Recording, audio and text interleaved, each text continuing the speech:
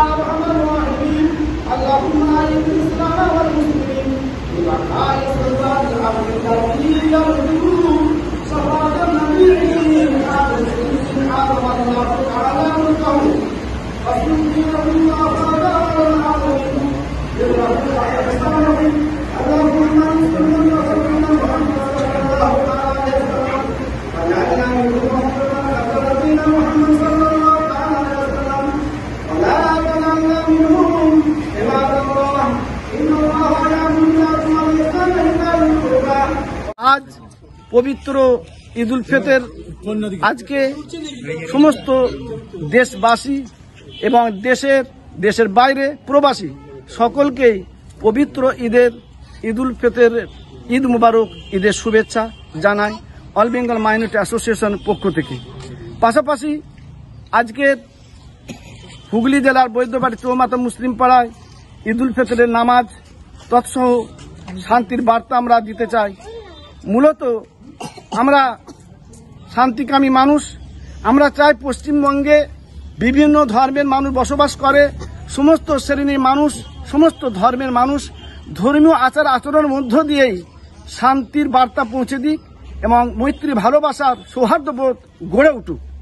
কারণ একটা শ্রেণী বিভিন্ন রকমভাবে ভেদাভেদের একটা যেন রাজনীতি তৈরি করছে, বিভিন্ন রকমভাবে অশান্তির বাতাবরণ তৈরি করছে, মানুষের মধ্যে একটা তেতো ভাব তৈরি করছে। এটা পশ্চিমবাংলার মানুষ, যেখানে সমস্ত মানুষ সৌহার্দ্যবোধ রাখে, ভালোবাসা রাখে, হিন্দু মুসলমান খ্রিস্টান সবাই বাস করে, সবাই সবার পাশাপাশি থাকে। সুতরাং আমরা আজকে এখান থেকে এই বার্তা দেব যে কোনো রকমভাবে কোনো কুরুচিকর বার্তা এবং সেই সমস্ত পাতা ফাঁদে কেউ যেন পা না ফেলে। কারণ একটা শ্রেণী চাইছে যে পশ্চিমবাংলা একটা দাঙ্গা লাগুক। পশ্চিমবাংলার যে মানুষ শান্তি সৌহার্দ্যের সঙ্গে সমস্ত ধর্মের মানুষ মিলেমিশে আছে, এটাকে টুকরা টুকরা খান খান করতে চাইছে। এটা কখনো না হয়, এটা আমি সকলের কাছে আবেদন করব সমস্ত শ্রেণীর মানুষ যেন সজাগ সচেতন থাকে। পাশাপাশি আজকের এই ডেটে দাঁড়িয়ে আমরা লক্ষ্য করেছি ফিলিস্তিনবাসী বিভিন্ন রকমভাবে আক্রান্ত হচ্ছে, তাদের ওপর বিভিন্ন রকমভাবে ইসরায়েল হামলা করছে। এর আমরা তীব্র ধিক্কার জানাই।